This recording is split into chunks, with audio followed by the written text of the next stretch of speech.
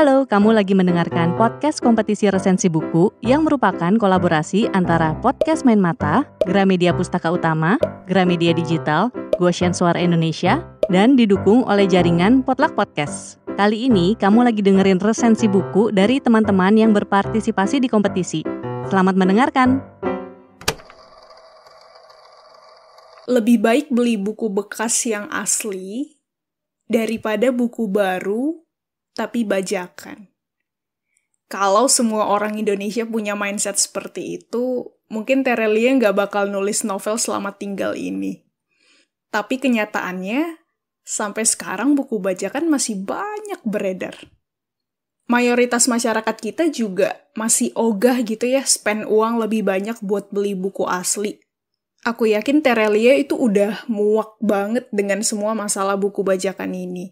Dan di novel Selamat Tinggal, dia mencurahkan semua sambat-sambat keresahannya itu. Ini cara yang cerdas sekaligus elegan ya. Entah mengapa, menyindir sesuatu lewat karya itu selalu berhasil membuat aku kagum gitu sama kreatornya. Dan sekarang, aku akan ulas tentang si Selamat Tinggal karya Terelie ini. Singkatnya, novel ini mengisahkan tentang seorang mahasiswa tua yang bernama Sintong Tinggal. Bisa dibilang tua karena dia udah di ambang masa studinya. Kalau misalnya dia di dalam semester ini nggak lulus, dia bakalan kena DO dari kampus. Dia kuliah di Fakultas Sastra dan untungnya dosen pembimbing skripsi sekaligus dekan fakultasnya itu baik hati gitu memberikan keringanan buat si Sintong ini supaya bisa menyelesaikan skripsinya. Nah, selain jadi mahasiswa, Sintong ini juga seorang penjaga toko buku bajakan punya pamannya.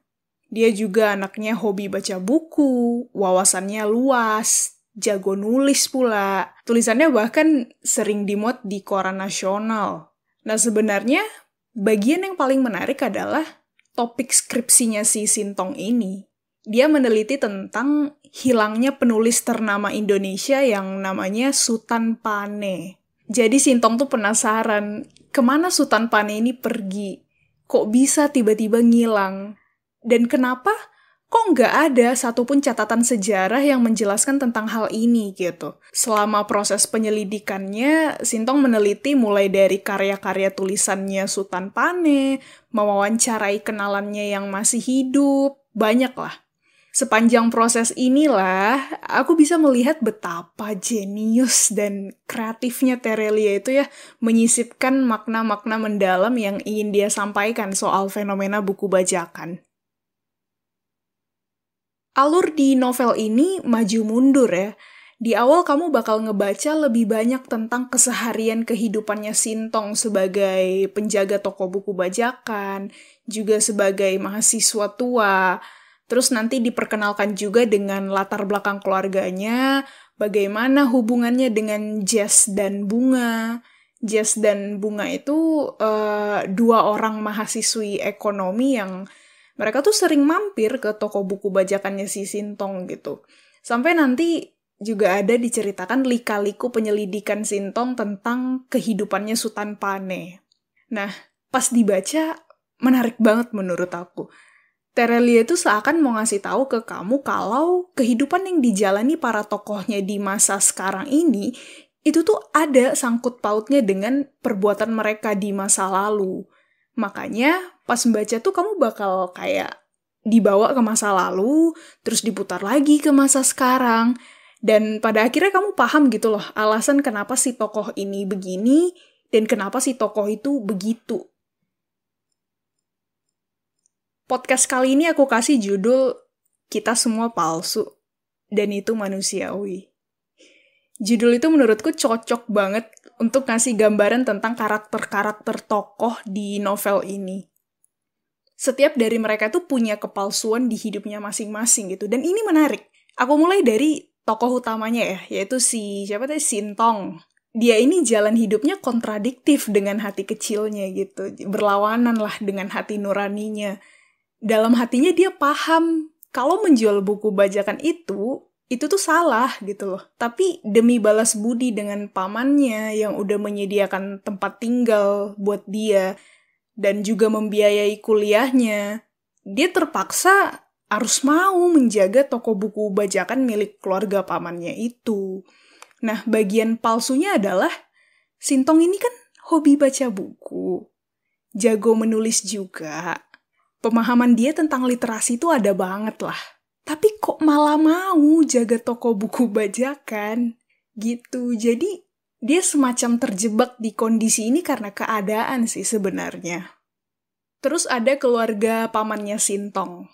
Dari luar terlihat ya, masing-masing anggota keluarga pamannya ini tuh adalah pribadi-pribadi yang baik, yang halus gitu, yang lembut, perhatian, suka membantu. Tipikal keluarga yang aman-aman aja lah.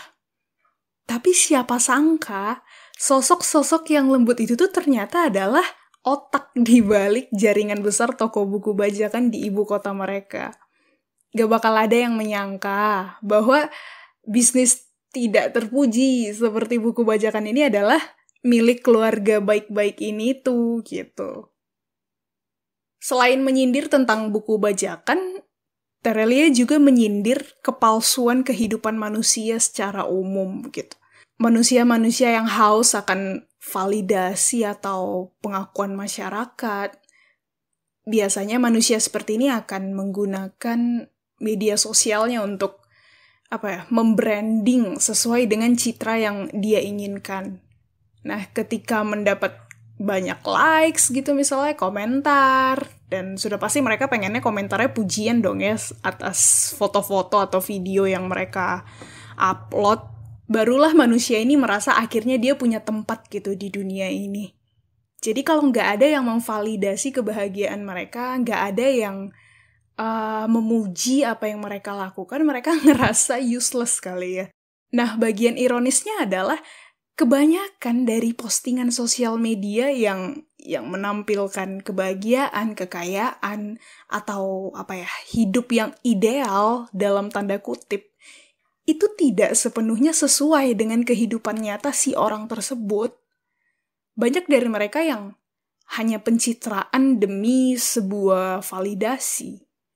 Kalau nanti akhirnya kamu baca novel ini, cari tahu sendiri deh siapa tokoh yang palsu banget di sosial medianya. Sekarang, siapa yang cocok membaca buku ini? Semua orang sih menurutku. Karena kan penggunaan buku itu menjangkau banyak aspek kehidupan kita kan ya. Gak cuma orang yang gemar baca buku aja yang akan relate dengan kasus buku bajakan. Mahasiswa biasa, penerbit, toko buku online, offline, pekerja kantoran, pegawai pemerintah apalagi. Sedikit banyak dalam aktivitasnya itu kan mereka bersinggungan dengan buku. Nah, biar nanti kita sama-sama aware gitu loh, kalau masalah buku bajakan dan kepalsuan hidup manusia itu tuh bukan perkara sederhana yang bisa disepelekan. Ini tuh serius gitu. Tapi jangan baca buku ini kalau kamu orangnya gampang ke-trigger, gampang tersinggung, baperan lah istilahnya. Soalnya isinya banyak nyindir, Bun. Sorry nih. Nyindir yang beli buku bajakan, nyindir orang yang suka pamer kepalsuan hidup di Instagram, nyindir pemerintah yang kinerjanya lamban. Terus nih ya, kalau kamu juga lagi patah hati, masih suka ngingat-ingat cinta pertama, mending beresin hatimu dulu deh, daripada ntar ke-trigger lagi sama perjalanan cintanya si Sintong di novel ini. Selanjutnya yang juga aku suka dari buku ini adalah sampulnya. Kalau kamu perhatiin, sampul depannya itu ada gambar beberapa surat yang berserakan gitu. Dan coba deh amati baik-baik. Ada satu huruf di masing-masing surat itu yang kalau digabungkan, disusun atau diurutkan gitu ya, itu bakal jadi nama Sutan Pane. Unik ya? Aku nggak tahu pasti sih filosofi desainnya itu gimana. Cuman menurutku pribadi, Ini menggambarkan jejak-jejak karyanya Sutan Pane yang berserakan itu, yang dilupakan sama sejarah, dan yang berusaha dikumpulkan sama si Sintong, nantinya akan bersatu dan mengungkap alasan menghilangnya Sutan Pane. Waduh, gila, rada sotoy dikit gak apa-apa lah ya, Bun. Makna yang aku pribadi dapatkan dari membaca novel ini adalah, emang bener ya, setiap manusia itu palsu dengan caranya masing-masing. Ada bagian-bagian dari hidup kita ini yang kita nggak ingin diketahui oleh orang lain. Akhirnya kita memutuskan untuk menutup-nutupinya dengan berbagai cara. Dan percayalah, ini semua manusiawi gitu. Wajar sekali terjadi. Karena pada hakikatnya nggak ada gitu loh manusia yang pengen terlihat buruk, terlihat lemah di mata orang lain. Tapi meskipun begitu, hidup dengan kepalsuan itu sama sekali bukan pilihan yang tepat gitu. Itu sama sekali tidak melegakan. Jadi, berubahlah. Pelan-pelan terima dan berdamai dengan semua sisi kelam hidup kita. Pelan-pelan. Karena menerima dan berdamai itu nggak segampang kelihatannya. Nggak segampang mengucapkannya tentu saja. Karena kita akan berhadapan gitu dengan sisi terburuk dari diri kita. Ketika kita jujur, kita ini seperti apa sebenarnya, kita akan menemukan diri kita yang selama ini kita hindari, yang selalu kita tutupi dari orang lain. Tapi satu-satunya cara menurutku adalah berdialog internal dengan diri sendiri, jujur. Dan semoga pada akhirnya kita bisa sama-sama mengucapkan selamat tinggal kepada seluruh cara hidup lama yang palsu dan buruk itu. Dan di masa depan kita bisa jadi manusia yang jujur. Nah, buku ini tuh terbitan Gramedia Pustaka Utama tahun 2020. Bisa kamu dapatkan di toko buku Gramedia tentu saja, tapi di toko buku offline atau online yang lainnya juga udah banyak yang jual kok. Belinya yang asli ya. Parah banget sih kalau sampai kamu beli novel bajakan yang ceritanya nyindir buku bajakan. Siap-siap Anda didatangi Terelie ke rumah.